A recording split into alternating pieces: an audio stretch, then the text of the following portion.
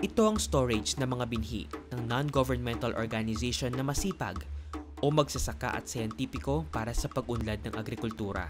Si Franklin Campos ang namamahala rito. Dito po sa National Baka Farm, nagmi-maintain na po tayo dito ng mahigit 2,000 rice varieties. Ay meron tayong traditional rice varieties, meron ding masipag rice at farmer bred rice. Ang ito namang traditional, meron tayong mga 823 sa kasalukuyan na ating inalagaan. Ang mga traditional rice varieties ay mga nakolekta galing sa mga iba't ibang mga lugar sa buong bansa at pinaparami natin dito sa National Baka Farm. Tapos pwede na natin itong ipamahagi.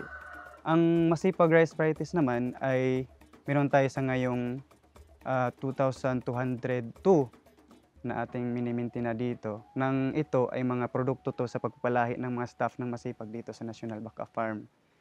Ang farmer bred rice naman, ito yung mga produkto sa pagpalahi ng mga magsasakang masipag doon sa kanilang mga sakahan na nanghingi tayo ng kopya dito sa National Baka Farm at ating pinaparami. So meron itong mga 204 sa ngayon. So, sa kabuuan, meron tayong 2,229 na miniminti ng palay dito sa National Baka Farm. Gumawa ang grupo ng mapa kung saan makikita ang klase ng binhi na angkop itanim sa isang lugar. Doon sa climate resilient map na ginawa ng masipag at ipinamahagi niya doon sa kanyang mga miyembrong mga magsasaka, gusto nating ipakita doon na meron ng mga existing na mga variety ng mga binhi na ginagamit at napapakinabangan na ng ating mga magsasaka. Tinatanim, pinagyayaman, kinocultivate sa iba't ibang panig ng Pilipinas, no? Na po pwedeng gamitin din ng iba pang mga magsasaka natin, no? At wag lang silang umasa doon sa mga komersyal at ibinebentang mga binhi.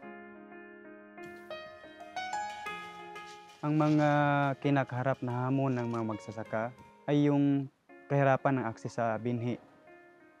Kasi kung bibili ka ng binhi, mahal. Tapos yung mga binhi na yon ay nangangailangan ng mga inputs na bibilhin mo rin. Bawa mga abono, pestisidyo, at iba pa na mga ganon. So hindi libre yon, binibili. Ang mga magsasakang mga mahirap, siguro mangutang bago sila makapagtanim. So kung halimbawa yung mga tanim nila na yon ay napepeste o nadadaanan ng mga kalamidad, nasisira, so kawawa ang mga magsasaka.